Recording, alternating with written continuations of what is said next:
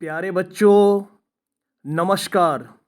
स्वागत है आपका आपके ही अपने YouTube चैनल संस्कृतानुराग पर। बच्चों, आज मैं JCERT द्वारा संचालित छठी कक्षा की संस्कृत की पाठ्य पुस्तक सुभाषिका प्रथमो भाग के द्वादशः पाठः त्रयः धूर्ता के लिखित प्रश्नोत्तर कार्य के साथ उपस्थित हूँ। यह प्रश्नोत्तर कार्य आपकी आगामी परीक्षाओं के लिए अत्यधिक उपयोगी है। अतः यदि आप इन प्रश्नोत्तरों को अच्छी तरह से समझ लेते हैं तो आपको आपकी आगामी परीक्षाओं में काफ़ी सुविधा होगी। तो प्रस्तुत है छठी कक्षा के पाठ 12 त्रयः धूर्ता के प्रश्नोत्तर कार्य। पहले प्रश्न में शब्दार्थ दिया हुआ है एवं दूसरे प्रश्न में पदों का उच्चारण करने के लिए दिया गया है। यहाँ मैं तीसरे प्रश्न से प्रारंभ करता हूँ। इसमें कह रहा है कि मंजूषातः अव्यय पदानि चित्वा वाक्यानि पूरयत। मंजूषा से अव्यय पदों को चुनकर वाक्यों को पूरा करें। मंजूषा में शब्द हैं कुत्र, प्रतिदिनम, एकदा, चेत, अद्य, एव। देखिए क नंबर, वयम खाली स्थान है, अत्र तत्र भ्रमामः, यहाँ होगा प्रतिदिनम, हम लोग प्रतिदिन यहाँ वहाँ घूमते हैं। दूसरा, भूमेः केंद्र बिंदु खाली स्थान अस्ति, इसमें होगा कुत्र। पृथ्वी का केंद्र बिंदु कहाँ है? और वैसे भी वाक्य के अंत में प्रश्नवाचक चिन्ह है तो यह प्रश्नबोधक वाक्य है। ग नंबर में है पहले ही रिक्त स्थान है, उसके बाद है तस्य गृहम चलामः, यहाँ होगा अद्य। अद्य तस्य गृहम चलामः, आज उसके घर चलते हैं। घ नंबर में विश्वासः नास्ति, रिक्त स्थान है, गणनाम कुरु। विश्वास नहीं है तो गिनती कर लो, तो यहाँ हो जाएगा चेत। विश्वासः नास्ति चेत गणनाम कुरु, विश्वास नहीं है तो गिनती कर लो। उसके बाद प्रातः काले, उसके बाद रिक्त स्थान है, कुतः आगच्छथ। प्रातः काल में या सुबह ही कहाँ से आते हो, यहाँ एव भराएगा। एव, एव का अर्थ होता है ही। और उसके बाद 4 नंबर में पहले रिक्त स्थान है, ते नसीरुद्दीनस्य ग्रामम गच्छन्ति स्म, इसमें होगा एकदा।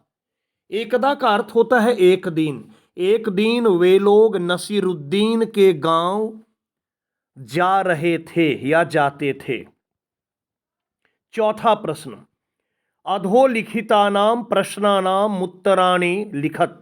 बच्चों यहाँ एक साथ है इसीलिए प्रश्नानाम उत्तराणि, और जब इसको तोड़ के पढ़ेंगे, संधि विच्छेद कर देंगे तो हो जाएगा प्रश्नानाम उत्तराणि, प्रश्नों के उत्तर।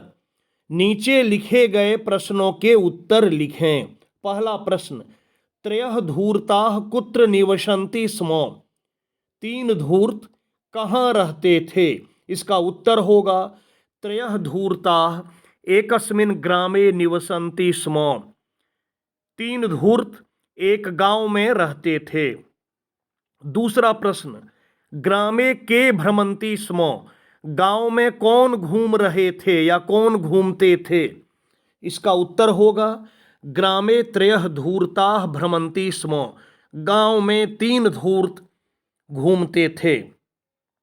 तीसरा, भूमेः केंद्र बिंदु कुत्र अस्ति, पृथ्वी का केंद्र बिंदु कहाँ है? इसका उत्तर होगा भूमेः केंद्र बिंदु गर्दभस्य अधः अस्ति, पृथ्वी का केंद्र बिंदु गधा के नीचे है। बच्चों यह सही नहीं है कि पृथ्वी का केंद्र बिंदु गधा के नीचे है, लेकिन इस पाठ में ऐसी बातें आई है, इस पाठ में ऐसा कहा गया है उस धूर्त को सबक सिखाने के लिए, इसलिए उत्तर यह होगा कि पृथ्वी का केंद्र बिंदु गधा के नीचे है। अगला प्रश्न, नसीरुद्दीनः केन सह स्वगृहात् निर्गच्छति। नसीरुद्दीन किसके साथ अपने घर से निकलता है? इसका उत्तर होगा नसीरुद्दीनः गर्दभेन सह स्वगृहात् निर्गच्छति। नसीरुद्दीन गदहा के साथ अपने घर से निकलता है।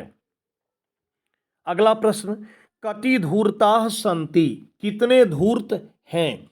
इसका उत्तर होगा त्रयः धूर्ताः सन्ति। 3 धूर्त हैं।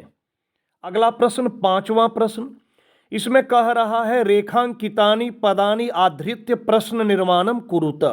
रेखांकित पदों को आधार मानकर प्रश्न निर्माण करें। ते ग्रामम ग्रामम भ्रमंति स्म। इसमें रेखांकित है ते, तो प्रश्न बनाने पर यहां हो जाएगा के। कह कौ के किम शब्द रूप प्रथमा बहुवचन।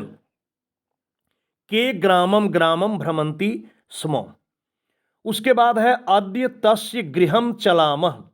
इसमें गृहम रेखांकित है, तो अद्य तस्य कुत्र चलामः, कहाँ चलते हैं। अगला प्रश्न, वयम त्रयः चतुराः। इसमें रेखांकित है त्रयः, तो वयम के या कति संख्यावाची है, त्रयः तो कितने, तो कति या के भी कर सकते हैं, चतुराः। उसके बाद आकाशे तारकाः सन्ति। इसमें रेखांकित है तारकाः, प्रथमा बहुवचन का प्रयोग है, तो किम शब्दरूप प्रथमा बहुवचन के, आकाशे के सन्ति। उसके बाद है नसीरुद्दीनः गर्दभेन सह निर्गच्छति। रेखांकित पद है गर्दभेन, इसमें तृतीया एक वचन का प्रयोग है, तो किम शब्दरूप तृतीया एक वचन पुल्लिंग में केन। नसीरुद्दीनः केन सह निर्गच्छति। 6ठा प्रश्न, मंजूषातः समानार्थक पदानि चित्वा लिखत। मंजूषा से समानार्थक पद चुनकर लिखें। समानार्थक का अर्थ होता है पर्यायवाची, समान अर्थ वाला पद। देखिए संतुष्टः, तो इसका होगा तुष्टः। संतुष्टः और तुष्टः दोनों का एक ही अर्थ है। चतुराः, इसका होगा दक्षाः। पार्श्वे, इसका होगा निकटे। उसके बाद है भूमेः, इसका होगा पृथिव्याः। 7वें प्रश्न में कह रहा है मंजूषातः विलोम पदानि चित्वा लिखत। मंजूषा से विलोम पदों को चुनकर लिखें। मंजूषा के पद को देखिए, अविश्वासः, प्रश्नम, दूरे, सायंकाले, मूर्खः और प्रविशति। अब देखिए उत्तरम, तो उत्तरम का विलोम हो जाएगा प्रश्नम। विश्वासः, इसका होगा अविश्वासः। निर्गच्छति, निर्गच्छति का अर्थ होता है निकलता है, इसका होगा प्रविशति, प्रवेश करता है। और अंत में है बुद्धिमान, तो बुद्धिमान का हो गया मूर्खः। बुद्धिमान का विपर्यय या विलोम मूर्खः। 8वां प्रश्न, इसमें कह रहा है मंजूषातः उचितानि पदानि चित्वा रिक्त स्थानानि पूरयत। मंजूषा से उचित पदों को चुनकर रिक्त स्थानों को पूरा करें।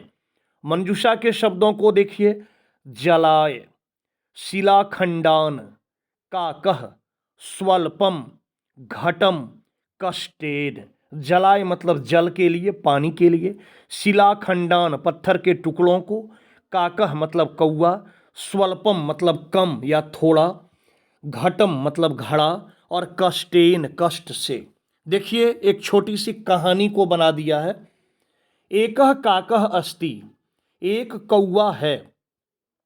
सह अति तृषितः, वह अत्यधिक प्यासा है। सह उसके बाद रिक्त स्थान है। इतस्ततः भ्रमति, इसमें होगा जलाय, वह पानी के लिए इधर उधर घूमता है। तदा ग्रीष्म कालः, उस समय गर्मी का दिन था। कुत्रापि जलम नास्ति, कहीं पानी नहीं है। काकः, फिर रिक्त स्थान है। अति दूरम गच्छति, यहाँ होगा कष्टेन। कौवा कष्ट से बहुत दूर जाता है। तदा सह एकम घटम पश्यति, तभी वह एक घड़ा को देखता है। घटे स्वल्पम, यहाँ हो गया स्वल्पम जलम अस्ति, घड़ा में थोड़ा सा पानी था। उसके बाद जलम कथम पिबामी इति, यहाँ हो जाएगा काकः चिंतयति, पानी कैसे पिएं यह कौवा सोचता है। सह एकम उपायम करोति, वह एक उपाय करता है। सह यहाँ हो जाएगा शिलाखंडान, वह पत्थर के टुकड़ों को आनयति लाता है। घटस्य जलम ऊपरी आगच्छति, घड़ा का पानी ऊपर आ जाता है। काकः जलम पीत्वा सुखम अनुभवति, और कौवा पानी पीकर सुख का अनुभव करता है। बच्चों, आप इस कहानी को सुने होंगे कि एक कौवा था, गर्मी का दिन था, वह प्यास से बहुत व्याकुल था। वह पानी के लिए इधर उधर घूमता है, कहीं उसको पानी नहीं मिलता है। फिर उसे एक घड़ा दिखाई पड़ता है, लेकिन घड़े में बहुत कम पानी था। तब वह एक उपाय सोचता है और वह पत्थर के टुकड़ों को लाकर घड़े में डालता है, और इस प्रकार से घड़ा का पानी ऊपर आ जाता है। और फिर कौवा अपनी प्यास बुझा लेता है, पानी को पीता है, और पानी पीकर वह सुख का अनुभव करता है। तो यही छोटी सी कहानी थी। तो बच्चों, ये था आज का पाठ, जिसका प्रश्नोत्तर कार्य मैं आपके लिए लिखित रूप में प्रस्तुत करने का कार्य किया, ताकि आपको लिखने में किसी भी प्रकार की कोई असुविधा न हो। तो प्यारे छात्रों, अगर आपको आज का मेरा यह वीडियो पसंद आया हो तो कृपया इसे आप लाइक, कमेंट एवं शेयर करके मुझे प्रोत्साहित करने का कार्य करें, ताकि आगे आपके लिए मैं और भी बेहतर एवं उपयोगी वीडियो बनाने का कार्य करता रहूं। साथ ही मेरे इस चैनल संस्कृतानुराग को यदि आप अब तक सब्सक्राइब नहीं किए हैं तो इसे आप अवश्य सब्सक्राइब कर लें एवं नोटिफिकेशन को भी ऑन कर लें, ताकि मेरे द्वारा इस चैनल पर अपलोड किए गए प्रत्येक वीडियो की सूचना सर्वप्रथम आपको प्राप्त हो सके। तो आज के लिए इतना ही। सबों को मेरी ओर से बहुत बहुत धन्यवाद।